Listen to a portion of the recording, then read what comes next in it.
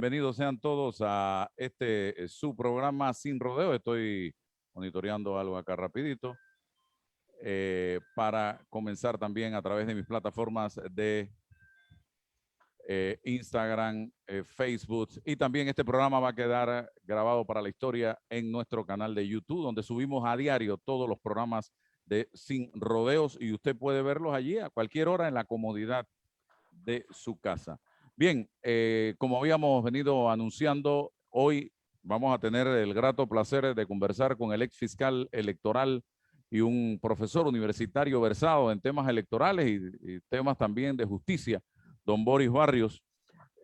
Para eso son estos programas, para hacer docencia, para conocer el punto de vista, la opinión de personas versadas en diferentes temas. No importa la ideología, eso es lo de menos. Lo importante es darle las herramientas y los insumos a la población que nos escucha y nos ve a través de redes sociales para que saquen sus propias conclusiones, se hagan una idea de lo que está pasando y no, me dijeron tal cosa. No, señores, usted es libre pensador, usted puede llegar a sus propias conclusiones, pero eso sí, luego de escuchar toda la información que nosotros acá le suministramos. Está como todos los días don César Ruilova con nosotros. Quiero darles a conocer que DEPSA Panamá maneja 100% de la materia prima que consume la industria avícola, porcina y ganadera del país. También Credit Corban. Digitaliza tu negocio con Credit Corban. Adquiere gratis nuestro botón o enlace de pago sin cargos de integración y sin mensualidades por 3 meses. Escríbenos a esales@creditcorban.com y empieza a vender online ya. Aplica solo para nuevas afiliaciones. Promoción válida del 27 de enero, que ya pasó, al 27 de abril del 2021, que está por pasar. Y también gracias a los amigos del Metro de Panamá, para reforzar el autocuidado del Metro de Panamá, mantiene dispensadores de gel alcoholado en todas sus estaciones, así como también señales en zonas de maquinitas de recarga, torniquetes, andén y trenes para procurar mantener el distanciamiento físico. El Metro de Panamá recuerda a sus usuarios que utilicen correctamente su mascarilla, procuren usar pantalla facial durante sus viajes, la limpieza constante de sus manos luego de tocar cualquier superficie y procurar un viaje en silencio.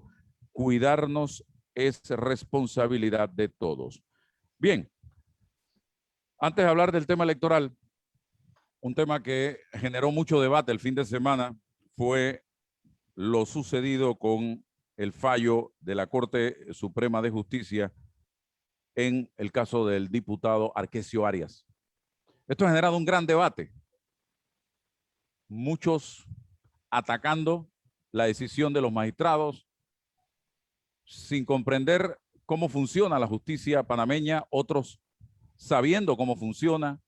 Otros han salido en defensa de la decisión de la Corte, no del diputado. Yo planteaba en reiteradas ocasiones, aquí el especialista es en materia de justicia es el señor Ruilova y don Boris Barrios, lo siguiente, como ciudadano, como periodista, yo no sé si el diputado Arias es culpable o es inocente. Yo no puedo emitir un juicio o un criterio en ese sentido. Porque primero, no estuve en el lugar de los hechos. Segundo, no estuve en la audiencia. No he tenido acceso al expediente y lo que no está en el expediente no tiene valor judicial. No conozco al señor Arquesio Arias, no lo voy a defender tampoco. Pero no tengo pruebas que sustenten una cosa ni la otra para yo venir a emitir un juicio o un criterio. Lo que sí puedo señalar, y ustedes me van a corregir si estoy equivocado, es que del 1989, posinvasión a la fecha, voy a poner ese marco de referencia, no conozco un caso de un diputado que haya sido condenado por la Corte Suprema de Justicia, basado en los elementos constitucionales de que es la Corte la que investiga y juzga a los diputados y es la Asamblea la que investiga y juzga a los magistrados. Eso sí, la Asamblea, recuerdo que condenó a un magistrado a 5 años y fue el caso del señor Moncada. Eso sí lo recordamos, en el 2015. Decía yo también que no es porque en la Asamblea no se han dado situaciones, y yo recuerdo 2 muy escandalosas, donde muchos diputados quedaron precisamente, y puedo recordar 3. Uno, el caso Semis, que fue en el 2002, gobierno de Martín Torrijos. Otro, el tema de las partidas circuitales, 2009-2014. Otro, cuando se manejaban recursos de la Asamblea y los diputados iban a buscar firmas de gente en restaurantes y hoteles, nombres y apellidos para hacer el cambio de los cheques en la Asamblea Nacional de Diputados. Entonces, el planteamiento, y creo que viene a colación en la discusión que vamos a tener hoy con don Boris Barrios, es ¿qué más tiene que pasar para que ya entremos en definitiva a realizar los cambios profundos en materia de constitución que necesitamos? Porque estamos buscando la fiebre en la sábana, y aquí, miren la cantidad de protestas. Aquí protestamos por los respiradores. Aquí ya se acabó los respiradores. Protestamos por el CENIAF, ya se acabó el CENIAF. Ahora protestamos por Arquesio, ya se acabó Arquesio, pronto se acabará Arquesio y vendrá otra protesta de moda. Pero los problemas continúan, los profundos problemas que tiene el Estado panameño. Así que dejo, don César, la palabra a usted para el análisis también desde una óptica legal. Gracias. Buenos días, Álvaro. Buenos días, doctor Boris Barrio, amigo, hombre de mucha experiencia, no solamente en el plano electoral, sino también en el estudio profundo de las cuestiones constitucionales. Así que nos va, por supuesto, a ayudar enormemente hoy a descifrar algunas problemáticas. Yo sí, Álvaro, tengo quizás alguna visión distinta en el sentido de que no ha existido un gran debate, ha existido una reacción, quizás una gran reacción, pero nos hace falta el debate sosegado, el debate profundo, para mirar los temas que tenemos que mirar. Y lo he conversado quizás contigo en muchas ocasiones. La gran diferencia entre los países desarrollados y nosotros es que ellos identifican los problemas, ubican los mecanismos para la solución y lo debaten y lo discuten. Algunos pueden que resulten resueltos, otros no, pero logran identificar sus problemas. Pareciese que nosotros en la reacción de los temas no los identificamos. Tal es así, Álvaro, que en esa reacción he escuchado hasta diputados sostener que ahora lo que se impone es un proyecto de ley para modificar el artículo 495 del Código de Procedimiento Penal, porque dice que ahí es donde está el problema, que 2/3 de la Corte se requieran para declarar culpable a un diputado. El problema, por supuesto, que no está allí. Eso es parte del problema, una especie, el género está en otra circunstancia. Bueno, yo sí, bajo el imperio de la ley, del procedimiento del diputado Arquesio es inocente. Hay que decirlo sin mayor ambaje, porque un fallo de la Corte así lo determinó. Ahora, bajo un esquema torcido, bajo un procedimiento desigual, desequilibrado, injusto. O sea, eres inocente dentro de un panorama injusto. ¿Qué hacer, Álvaro? Bueno, no, el término que se está de moda ahora es no culpable. Claro, no culpable. Eso no quiere decir que eres inocente o culpable, sino al estilo Poncio Pilato, ¿no? Por una solución de importación de un sistema anglosajón, ¿no? Que no nos pertenece, pero venimos copiando cosas y venimos asimilando cosas de otros lugares. Y genera quizás una reforma, pero no se discute, no se debaten las cosas que nos pertenecen, que son parte de nuestra cultura judicial, de nuestra historia. Por eso que cuando se habla de no culpable, de inocente, hay una explicación que el pueblo se merece, que los expertos, que los que realizan este tipo de reformas les tienen que brindar para evitar este tipo de cosas. La gente está confundida, Álvaro. ¿Cómo que 5 sobre 4 no genera la reacción natural que siempre eso debe generar? ¿No? Entonces, pero es que hay una norma que señala que se requiere los 2/3 para poder que... O sea, la gente no comprende eso. Pero resulta que es que esto está desde el 2008. O sea, nosotros tenemos esto hace 12 años. Entonces, ¿sobre qué estamos reaccionando? ¿Qué pretendemos nosotros? No solamente eso. ¿Cómo pedirle a un fiscal dentro de la Corte Suprema de Justicia en este tipo de procesos que se llaman especiales, que en 2 meses tenga que culminar una investigación? Cuando en el proceso ordinario se le permite a un fiscal, en un caso simple, hasta 6 meses. Entonces, en un caso complejo como la ley dice, usted nada más tiene 2 meses. ¿Y quiénes se hicieron eso? Ellos mismos. ¿Cómo podemos pretender una solución distinta a esta cuando de la Corte Suprema de Justicia, en la que hay 9 magistrados, se tiene que escoger un fiscal para que investigue la causa? Y para usted ser fiscal, no necesariamente se asimila que usted es abogado y conoce la técnica y la pericia. Usted tiene que tener una experiencia, un bagaje como fiscal. Entonces no es cualquiera, ni por el hecho de ser abogado, ni por el hecho de ser magistrado, que tiene la pericia, la experiencia, el bagaje para poder asumir la responsabilidad de una investigación.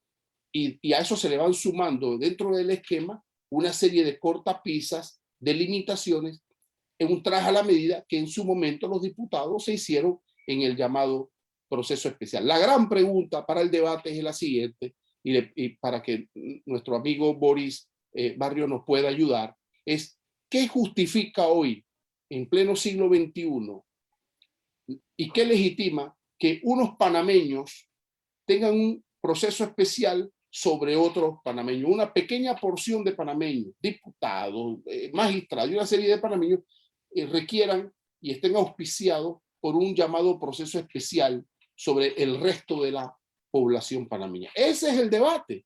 Ese es el debate, porque lo demás solo es el efecto y la consecuencia. La causa es la existencia de los llamados procesos especiales, amparado, por supuesto, en la Constitución Nacional. Y definitivamente lo que se pregunta el panameño de a pie, yo cometo un delito, me tratan cual delincuente, uno de estos funcionarios de alta jerarquía protegidos por la Constitución comete un delito y todo es paños y manteles, un tratamiento sumamente especial por el mismo delito. Don Boris, bienvenido. Gracias, Álvaro. Gracias, mis queridos amigos.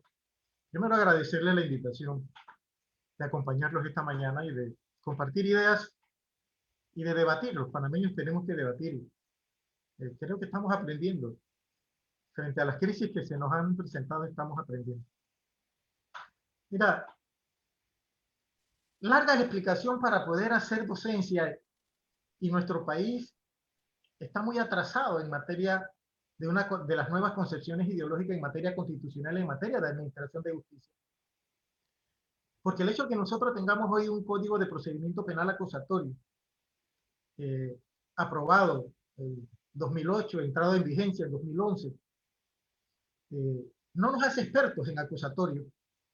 Por el contrario, fue producto de un impositivo, de una urgencia, se improvisó demasiado.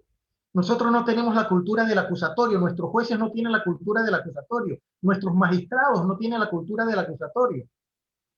Los últimos fallos de la Corte en materia de acusatorio son tristes. La lectura nos causa mucha tristeza. A los que estudiamos, a los que andamos en este bregar, en este ejercicio profesional, fallos sin contenido y sin sustancia, y nos frustran en el ejercicio profesional y en el estudio del derecho. Mire, nosotros tendríamos que recurrir, para que nos entendamos, tendríamos que recurrir a partir de la Segunda Guerra Mundial, donde se vienen a producir cambios profundos en materia constitucional y legal, cambios que Panamá no ha hecho. Y ahí el contexto de la Constitución y de la necesidad de una nueva Constitución, para algunos sí, para otros no. Pero tendríamos que irnos a la historia. Dice que los pueblos que olvidan su historia están condenados a repetirlo.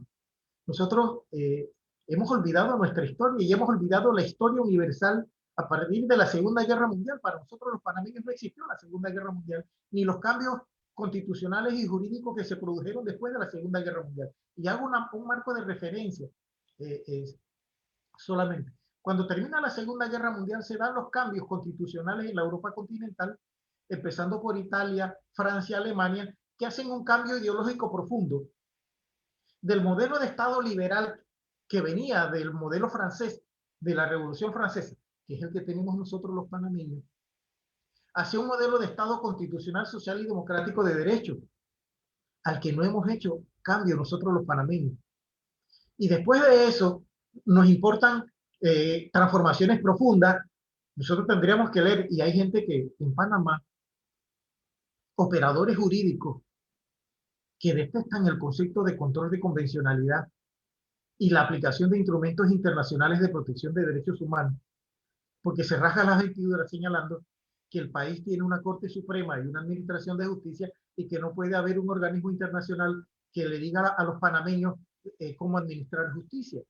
Pero es que cuando se terminó la Segunda Guerra Mundial, en Europa surgió el Pacto de Roma, en América surgió el Pacto de San José, y todos los países firmaron estos pactos y renunciaron a la soberanía nacional en pro de una jurisdicción internacional de protección de derechos humanos, y hoy el modelo acusatorio está engarzado con ese modelo de justicia internacional de protección de los derechos humanos. Todo este escenario tendríamos que entenderlo para incluso prever que la decisión que dicta la Corte Suprema de Justicia en el caso Arias, del diputado Arias, va a quedar ahora en manos, según se ha anunciado, de la Justicia Internacional de Protección de los Derechos Humanos a las que van a recurrir las víctimas. Y hoy nuestros funcionarios no entienden que las decisiones que tomen en el derecho interno pueden ser revisadas por el derecho internacional en base a violación de derechos humanos. Nuestra Corte, el fallo que dictó la Corte no termina allí. Puede abocarse a la Jurisdicción Interamericana de Protección de Derechos Humanos, significa que mañana o pasado puede venirnos una séptima, porque ya llevamos 6 condenas por la Corte Interamericana de los Derechos Humanos contra Panamá. El caso más conocido es el caso Baena, de los trabajadores del CIPIRRE, que nos condenó al pago de una millonada que todavía el Estado no termina de pagar. Pero en este caso también podemos llegar, y eso es lo que el funcionario panameño que administra justicia judicial o administrativa tiene que entender, que sus decisiones comprometen al Estado y comprometen la economía del Estado, que tenemos que pagar todos los panameños. ¿Quiénes pagaron la sanción a Panamá por la ley 25 que condenó al Estado a pagar las millonadas? Nosotros los panameños por nuestros impuestos. Entonces, si no entendemos estos fenómenos de administración de justicia hoy día, donde no es la decisión de la Corte la que queda allí y allí murió, ni es la decisión de un juez que muere allí, sino que hoy estamos abocados a jurisdicciones internacionales de protección de derechos humanos, entonces no estamos entendiendo el modelo nuestro. Yo en el caso Arias, mis queridos amigos, igual que tú, Álvaro, no sé si es culpable o inocente porque no estuve allí. Y que también es una violación del derecho del ciudadano a conocer el proceso porque debió haber sido transmitido. Yo creo en eso. Yo creo en ese control ciudadano, en esa sabiduría ciudadana de saber. Por eso uno de los principios rectores de la administración de justicia es el principio de publicidad. Los panameños no sabemos qué sucedió allá adentro. No sabemos cómo votaron bueno, sabemos los números, pero no sabemos en un momento determinado qué fue lo que sucedió. En otros países esas audiencias se transmiten para que el ciudadano tenga un control y tenga conocimiento de lo que sucede. Bueno, aquí dirán que afectó el derecho a la intimidad del diputado, pero es que el diputado una vez en juicio no tiene derecho a la intimidad. Cuando uno es enjuiciado, uno no tiene derecho a la intimidad. La vida es pública, porque el debate es público, el principio de publicidad. Entonces, ni tú ni yo sabemos, ni César, qué es lo que sucedió allá lo interno. Ni sabemos, Boris, cómo sustentó el fiscal, qué sustentó el fiscal, qué argumentos planteó, cómo sustentó la defensa, qué argumentos planteó la defensa, porque no tuvimos acceso a la audiencia.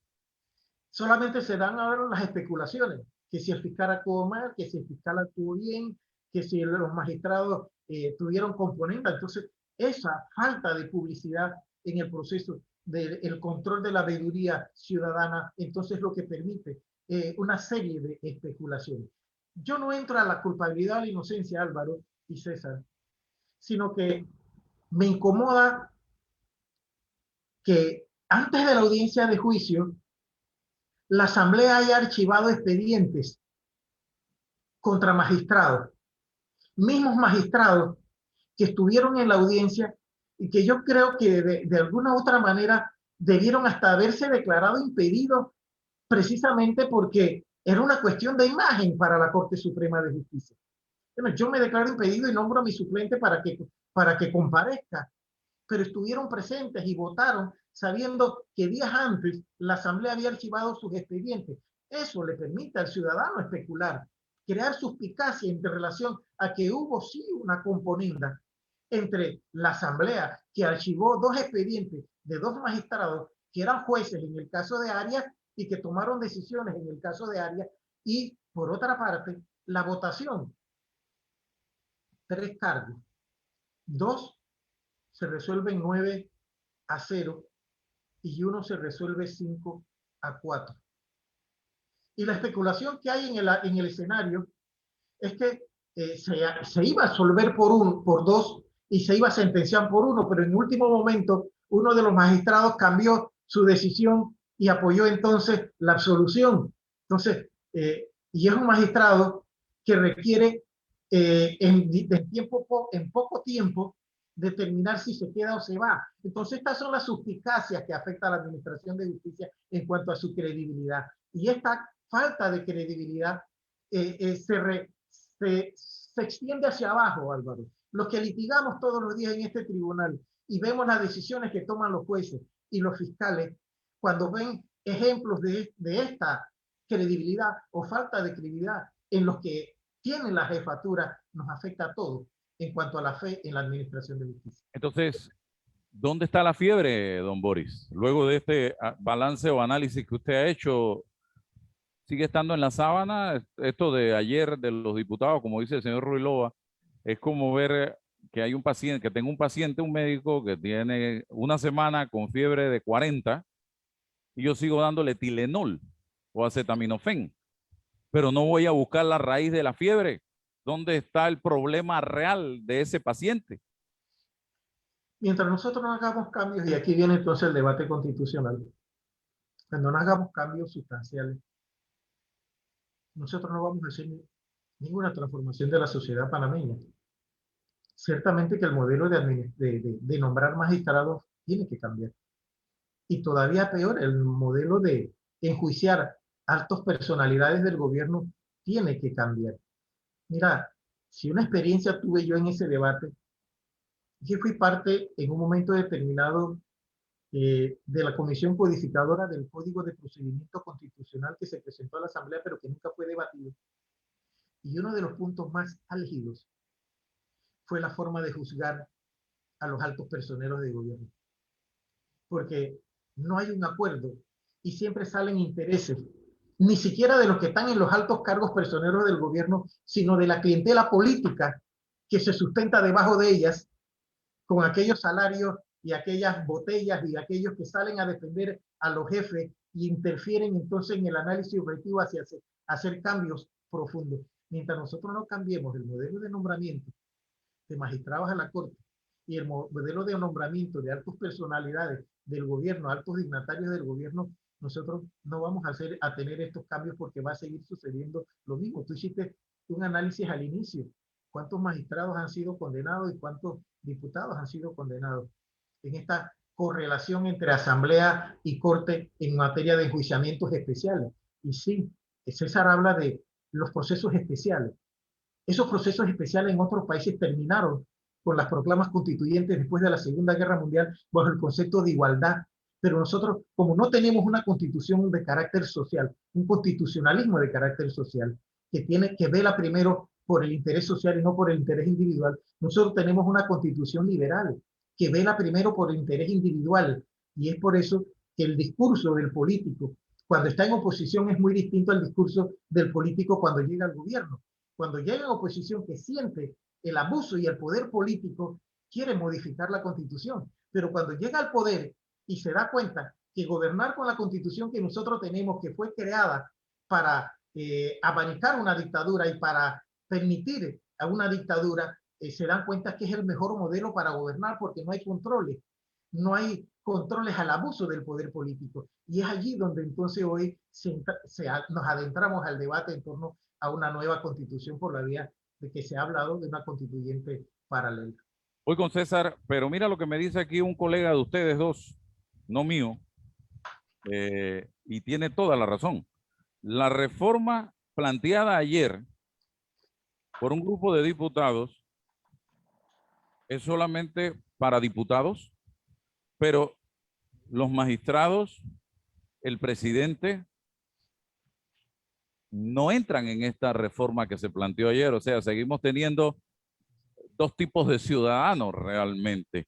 Esto es por omisión accidental o intencional. Desconocimiento. En todos los juicios ordinarios, sala penal y Tribunal Superior de Apelaciones se exige 2/3 partes. ¿Esto también lo van a cambiar, me dice este abogado? César. No, lo que conversamos, ¿no? Sufrimos y vivimos de la cultura de la reacción, de la cultura de lo inmediato, ¿no? Tenemos el panorama. Estos procedimientos están allí hace años. No se activan porque lo normal es que no se activan porque no llegan los procesos por la llamada prueba idónea y tal, no llegan. Cuando llegan, entonces sufren los embates de las limitaciones que ellos mismos se han impuesto para beneficio. Entonces nosotros lo que hacemos es reaccionar. Podemos reaccionar por distintas razones. En el plano de los diputados, en las propuestas de reforma, pueden ser de buena fe, pero insisto, tenemos que, si es de buena fe, se impone ayudarlos para visibilizar, para fijar dónde está el problema. No en que sean 2/3 o 5/4, porque si reforman el artículo 495, si lo logran, porque yo dudo que lo logren, entonces va a quedar, bueno, una mayoría simple de 5/4, y entonces los votos en la Corte van a ser, nunca van a llegar por mayoría. O sea, no vamos a poder resolver el problema, Álvaro, porque siempre va a haber una distinción ahí. O sea, bueno, ¿cuál es el debate? Necesitamos reformar con profundidad. Todos coincidimos que hay que reformar con profundidad. Pero hay un problema y un conflicto entre el poder constituido y el poder constituyente. El poder constituido en este país ha dominado el escenario, ha monopolizado la decisión política de decir qué se reforma, qué no se reforma, cómo, el alcance y la profundidad.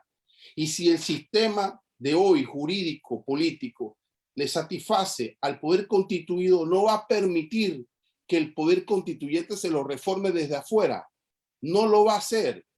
Y no lo va a hacer por estos ejemplos y estas circunstancias. Y no lo va a hacer porque el Tribunal Electoral, que tiene que, en todo caso, tendría que regular, permitir estas iniciativas, está vedando, está impactando lo negativo para que no puedan activarse ni siquiera con la composición y la búsqueda de firmas. O sea, es parte de lo que tenemos que conversar. Pero el problema es este: ¿cómo hacer que el poder constituido ceda, o sea, el poder constituido, los que nos gobiernan en la coyuntura, cedan y permitan un debate profundo para eso, para reformar, no curitas, no artículos de procedimiento, no solo el asunto en sede de la Corte Suprema o en sede de la Asamblea. No. El sistema que se crearon por lo menos en el 2004, que tiene 15 años. Uno se investiga al otro y el otro se investiga acá. Y sí, todos sabemos qué pasa aquí con los votos y quién baja, se baja al final y quién sube. Eso lo sabemos, parte de nuestra cultura. Pero tenemos un andamiaje que permite eso. Eso es lo que tenemos que debatir para cambiarlo y refundarlo, Álvaro. ¿Cómo hacerlo? No lo sé. No estoy seguro. La única forma que veo es que llegue de afuera iniciativas desde el poder constituyente. El poder constituido lo está impidiendo a todo rigor. ¿Cómo resolverlo? Es parte de lo que tenemos que hacer. Vamos a hacer un alto para cumplir el compromisos comerciales, don Boris, y regreso con su análisis. No sé, yo lo que sí no quiero, César y don Boris, es que se haga a través de la violencia, a través del caos, a través del desasosiego, porque cuando llegamos a esos niveles es mucho más difícil lograr hacer las cosas. Vamos al cambio y regresamos enseguida. Bien, mis amigos acá en redes sociales, estamos en el día de hoy en una plática interesante con Boris Barrios y el licenciado César Ruilova. Hemos iniciado en el análisis de la situación que se presentó el fin de semana, el viernes, con el fallo por parte de la Corte Suprema de Justicia en el caso del diputado Arquesio Arias.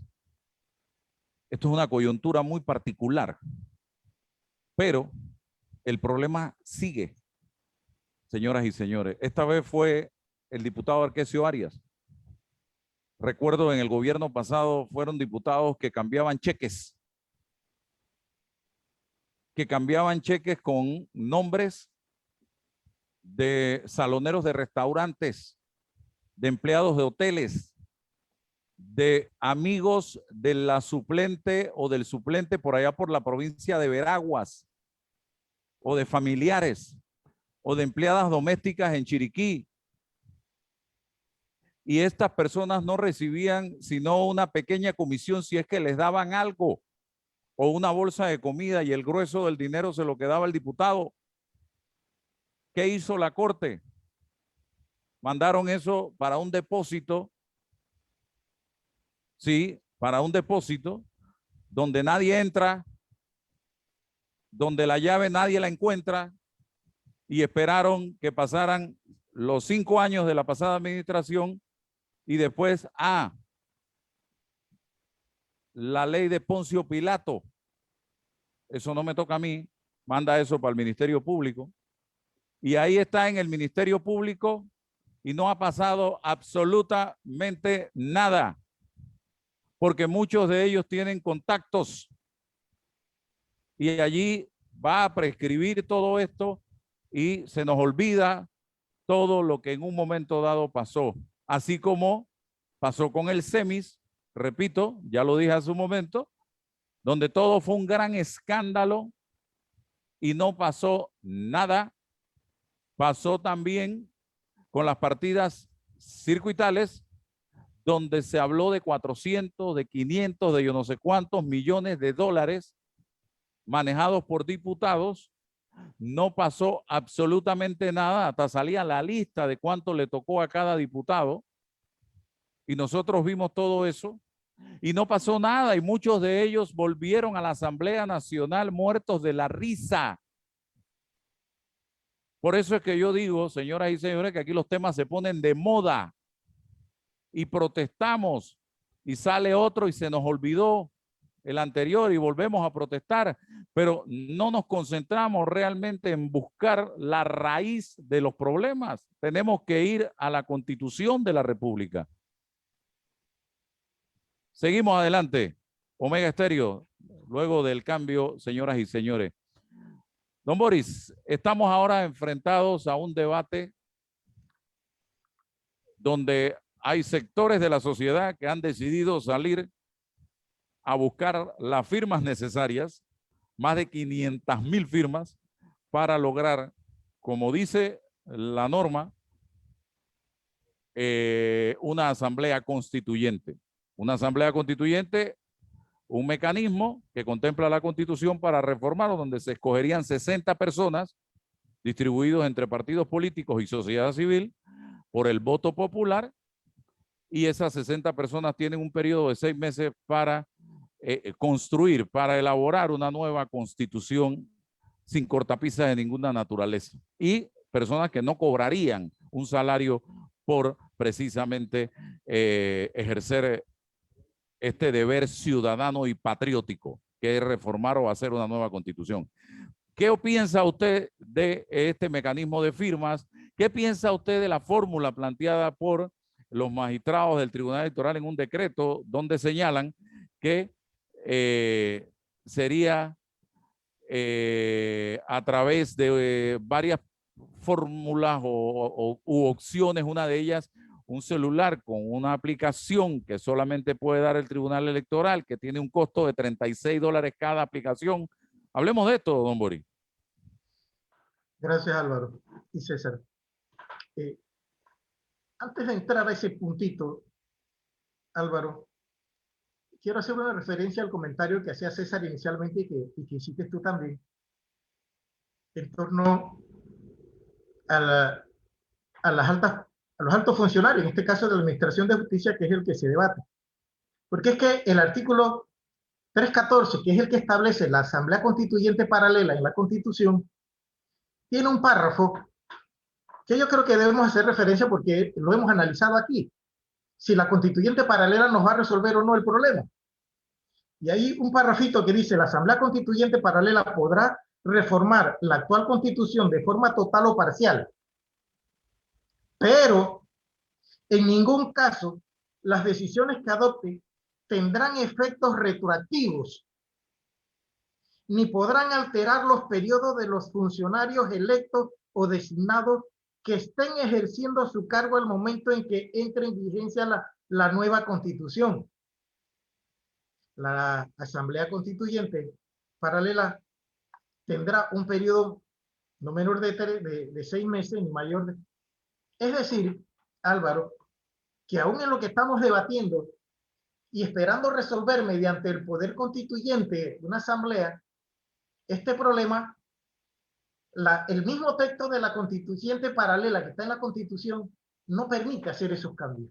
Es por eso que aquí se separan algunos y hablan de asamblea constituyente originaria y asamblea constituyente paralela. Lo cierto es que hoy día también se cuestiona lo que es una asamblea constituyente originaria, porque a diferencia de lo que sucedió en las constituyentes que forman estados, la Revolución Francesa, la fundación de los países, la constitución del 4 en Panamá, que fundan los estados hoy, las constituyentes no son absolutas porque tienen que respetar los convenios, pactos internacionales, los derechos adquiridos, etcétera. Pero el estribillo que puso el reformador constitucional aquí en el 94 en este texto limita la función de una asamblea constituyente para hacer esos cambios que todo el país necesita en cuanto a nombramiento, porque se exige el respeto a los periodos y a las designaciones hasta ese momento establecidas. Quería nada más hacer esa observación. Pero permíteme, Boris, para abonar a tu punto de vista, y cuál es la razón de ese articulado.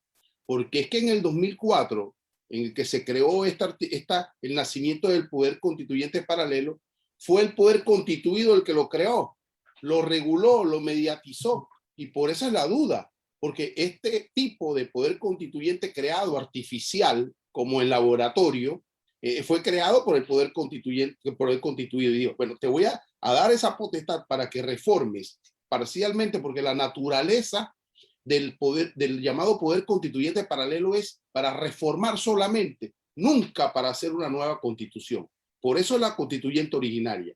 Pero aquí hubo como una sesión y te voy a permitir que puedas hasta alcanzar a hacer una nueva constitución totalmente, la puedes reformar total, pero ojo, no estás limitado porque no puedes entrar a regular, hacer que el poder constituido se tenga que ir. Y ves la regulación desde el 2004 y por eso es la duda y por eso es que tenemos que debatir. O reformamos este artículo 314 en principio, o como Álvaro lo hemos conversado, o hay que patear la mesa y hacernos una constitución, provocar una constituyente originaria desde el artículo 2, buscar ese fundamento allí y ver qué ocurre, que me parece peligroso. Es aquí donde se separan entonces, César y Álvaro, los ideólogos de la constituyente entre originaria y paralela. Y esto tiene un antecedente también en Panamá. La cultura colombiana siempre ha tenido una enorme incidencia. Y la constituyente colombiana de 1991, la Constitución de Gaviria, es un punto referente en relación a esto, porque fue una constituyente paralela, pero de carácter originaria. Entendamos el fenómeno. Sí, nosotros copiamos el modelo colombiano de la Constitución del 91 y he escuchado a conferencistas decir, no, pero es que este fue el modelo que utilizó Colombia en el 91. Espérate. Sí, aplicó una constituyente paralela al presidente Gaviria porque fue un movimiento que se inició por producto de movimientos estudiantiles. Después pasó a ser asimilado por los académicos y después finalmente el poder político lo reconoció, pero lo dejó en manos de los académicos y por eso fue que Carlos Sáchica fue el presidente de la Comisión Codificadora y consiguió los votos y consiguió la incorporación de todos los estamentos de la sociedad colombiana para aprobar la Constitución de 1991 y no una dirigencia política desgastada como había sucedido, estaban inmersos en una guerra fratricida y se aprobó una Constitución que modernizó el Estado colombiano.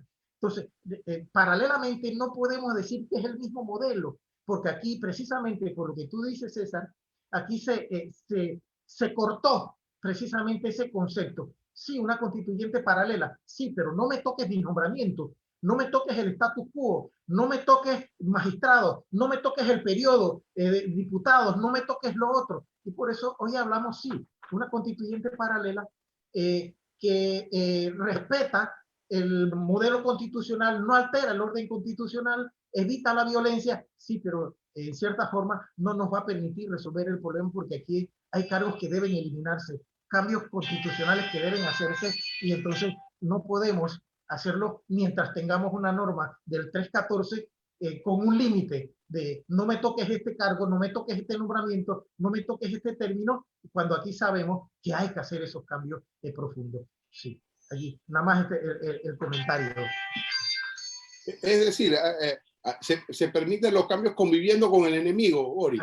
Hay que convivir con el enemigo al lado, ¿no? Así mismo es, no puede decir, voy a reformar, pero tengo el enemigo apuntándome con un armamento peligroso. Si yo, entonces, bueno, estos espacios que se abren por el caso Arquesio, nos tienen que poner perspectiva para fijar los puntos de debate, hacia dónde tenemos que ir. Pero ahora nos vamos a desgastar con iniciativas de reforma para ir a buscar soluciones en los artículos de los códigos. Ahí no están.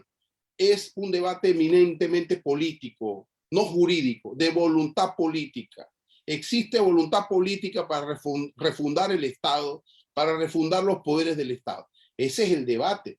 Aquí no es una cuestión de técnica jurídica, porque si no, entonces llamamos a los abogados, a los expertos, y que nos resuelvan los embates jurídicos. Es un diálogo eminentemente político, que tiene que engarzar el desarrollo económico, el problema de la desigualdad social, lo que tú hablas, los estados sociales, los estados de bienestar que han sido impactados con la modernidad del Estado, achicarlo, agrandarlo, qué sé yo. Pero es un debate de lo que nos hace falta es poner de acuerdo con los instrumentos. ¿Cómo lo hacemos? ¿Con quién lo hacemos? Bueno, ¿con quién lo hacemos? Tenemos que ser nosotros los panameños. No tenemos ayuda. Sí, de técnicos, de instituciones y organizaciones. ¿Cómo lo hacemos? Bueno, ¿con qué instrumentos tenemos? No hay ambientes de confianza. Se adelantan los procesos electorales. Entonces, es difícil. Tenemos una pandemia.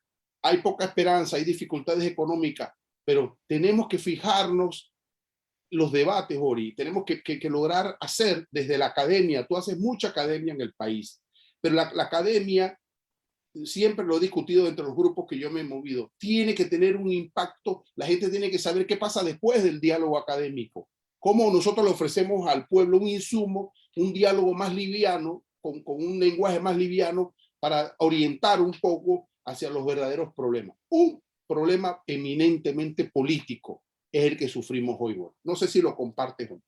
Perfectamente, César. Y entonces, a la pregunta de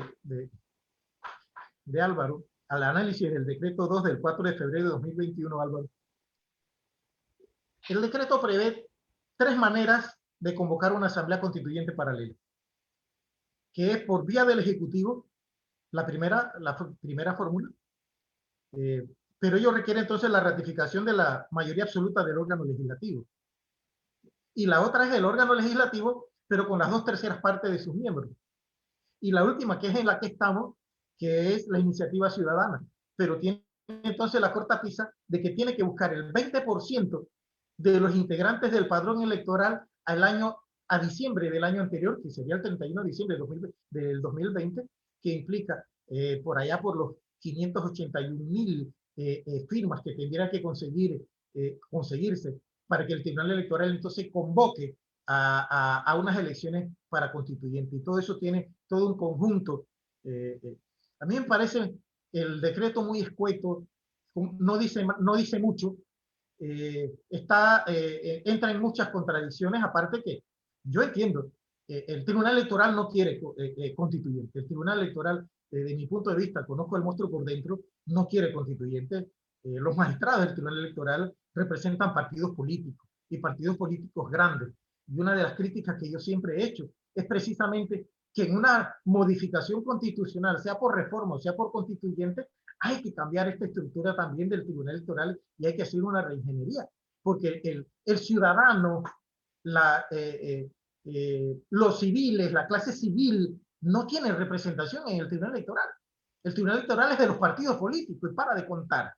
Entonces, no nos pensemos aquí que es que el Tribunal Electoral está aupando o está consciente de una convocatoria de una asamblea constituyente paralela u originaria. No, el tribunal no quiere nada de eso. Y por eso un reglamento, un decreto reglamentario escueto como el que nosotros tenemos, que nos plantean una serie de dudas. Por ejemplo, que las peticiones 6 meses para cumplir, es decir, que ya están corriendo los 6 meses de la petición que se hizo para los efectos de conseguir las firmas y se inició en febrero y termina en julio. Significa que si no se consiguieron las firmas a ese, terminó la iniciativa. Pero además hay otros aspectos. El Tribunal Electoral acoge la iniciativa y hace la convocatoria de las elecciones de constituyentes en términos no menores de 3 meses ni mayor de 6 meses.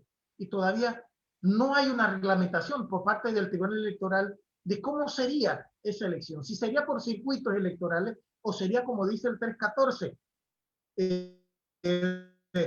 por constituyentes provinciales y comarcales. Ese es el concepto que utiliza el 314 de la Constitución. No es el actual, se separa, sin embargo, el actual está vigente por código electoral.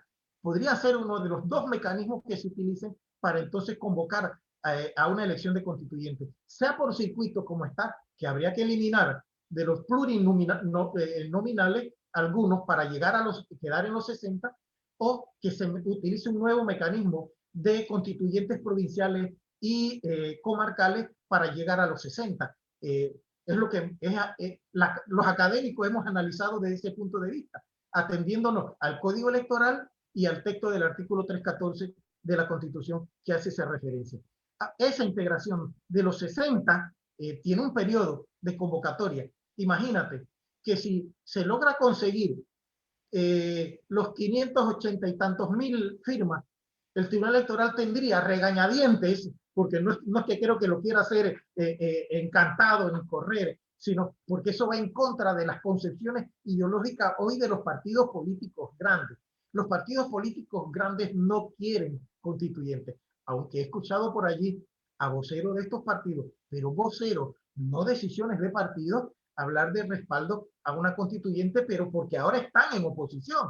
Pero esos mismos que hoy hablan de apoyar una constituyente fueron los que gobernaron ayer en base a esta constitución y que en su campaña habían anunciado que iban a convocar constituyentes y cuando llegaron a la presidencia dijeron no hay momento político ni hay voluntad política. Esos mismos hoy son voceros que respaldan de palabra, no de actitud ni de hecho, a una convocatoria a constituyente.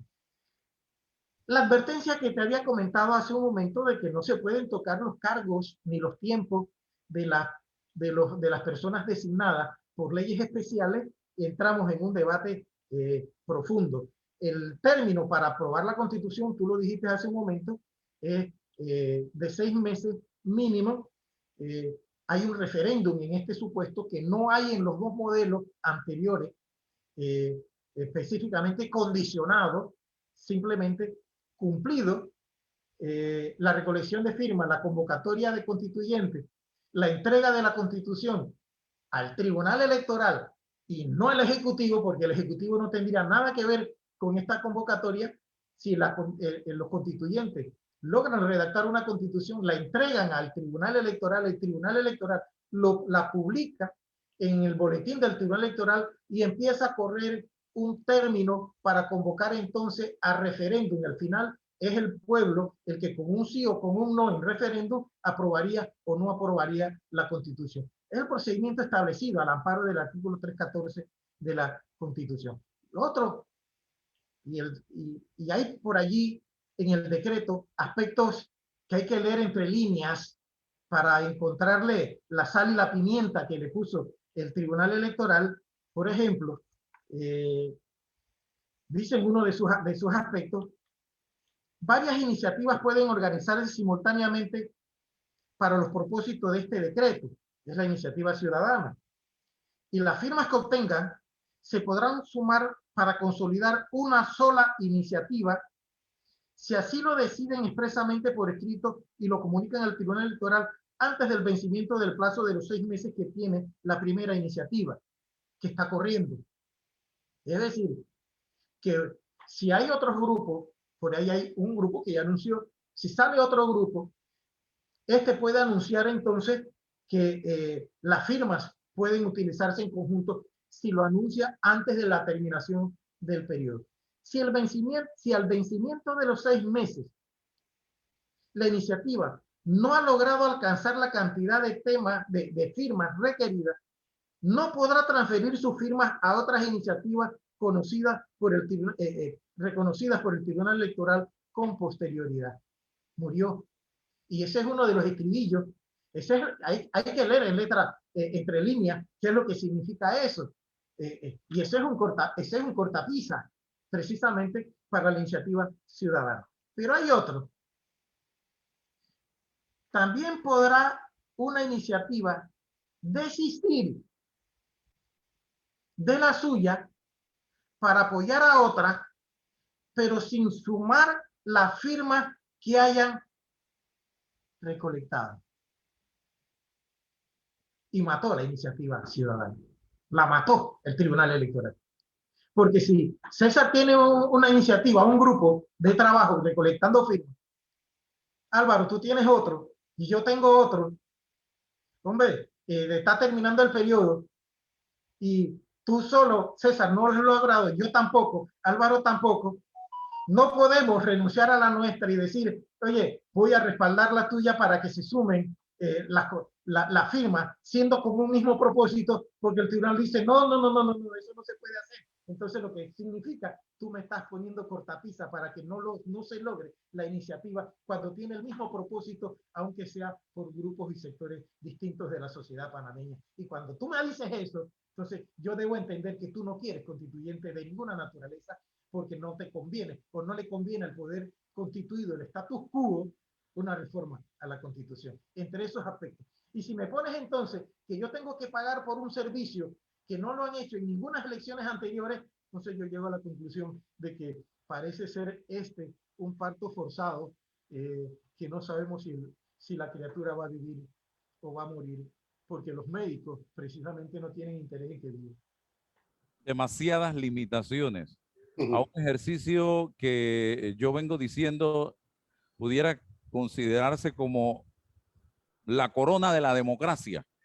Cuando tú, como país, tomas una decisión de, oye, vamos a hacer una reingeniería a la Carta Magna, a la Constitución de la República. Yo creo que debe ser más abierto y deben ponerse o abrirse todas las puertas y ventanas para que el panameño de diferentes estratos sociales, de diferentes regiones del país, pueda, si lo desea, sumarse como quiera a esta iniciativa y que sea el árbitro, el Tribunal Electoral, el que determine, oye, perfecto, este no tiene doble inscripción, no tiene triple inscripción, se inscribió solo una vez o firmó solo una vez, pero ese es el trabajo del Tribunal Electoral, no poner limitaciones y cortapisas o hacerse las cosas fáciles. Don César. Bueno, un concepto que conversaste, Álvaro, sobre buscar las alternativas y no cerrarse a la banda. Yo he pensado que por lo menos este movimiento Panamá Decide, que está centrado en la recolección de firmas, pudiese, ya que se le han sumado 2 partidos políticos hoy en oposición, y pudiesen, fijar la mirada en la posibilidad que los diputados de esos partidos en oposición en la Asamblea pudiesen empujar un debate a lo interno de la Asamblea para presionar desde el panameñismo y desde el cambio democrático que la Asamblea reaccione y pueda activar la Asamblea Constituyente por sus 2/3. No sé si me explico. O sea, no necesariamente, Boris, nos quedamos con el asunto de la firma, porque como hay 3 posibilidades para activar el proceso constituyente paralelo, y uno de esos es que sea iniciativa de la Asamblea a través de los 2/3, tengo claro que ni el panameñismo, ni el Cambio Democrático, ni los independientes hacen los 2/3, pero van a presionar desde adentro al partido PRD para que se sume o se reste en ese debate político. Y así el país descubre, desenmascara quiénes son. ¿Ves la idea? Entonces tenemos que conversar nuevamente con los líderes políticos de estos partidos para ver si han dialogado con sus diputados, para ver si los han sumado o no en esta iniciativa, o son quinta columna para impedirlo, porque se van a requerir de los liderazgos de los diputados, no para que sean constituyentes, fíjate, para activar desde la Asamblea la iniciativa constituyente, entendiendo que no están los 2/3, pero si hay una alianza estratégica en ese sentido, se puede generar otro campo de batalla para el debate, y no solo la cuestión de la firma. El Ejecutivo está claro que no va a reaccionar, pero desde el Legislativo puede ser, y qué más que el Legislativo tan desgastado, tan desacreditado, pueda recuperar un poquito de credibilidad si por lo menos monta ese debate nacional, Álvaro. Y Boris, no sé si tienes alguna idea al respecto. Para cerrar, don Boris, un minuto. Gracias, Álvaro. La cereza del pastel en relación a la reglamentación es que incluso, mira, que pone cortapisas para la iniciativa ciudadana cuando son ciudadanos, incluso que no tengan personería jurídica o que tengan personería jurídica, pero cuando se trata, si entra un partido político, abonando a lo que dijo César, tiene las puertas abiertas solamente con un escrito para incorporarse a la iniciativa. Y frente a este escenario, es que yo creo que hace falta debatir. Sí, hace falta debatir. El país necesita este tipo de debate. El ciudadano no maneja una constituyente ni una convocatoria constituyente. No tenemos esa cultura porque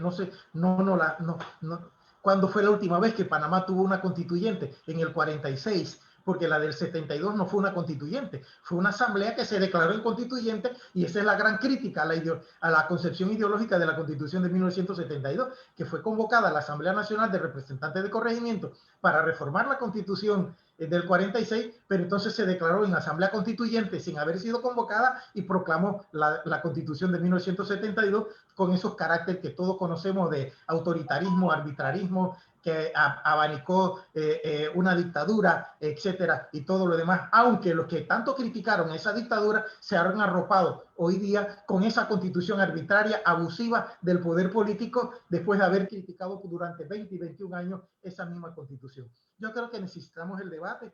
Gracias por la invitación, Álvaro, y a tus órdenes. Bien, gracias, don Boris. Que no sea la última, son conversaciones y pláticas interesantes para ilustrar a la población en relación con temas de interés nacional. Gracias, don Boris. Gracias, don César. Mañana, si Dios nos da permiso, estaremos nuevamente con ustedes. Hasta mañana.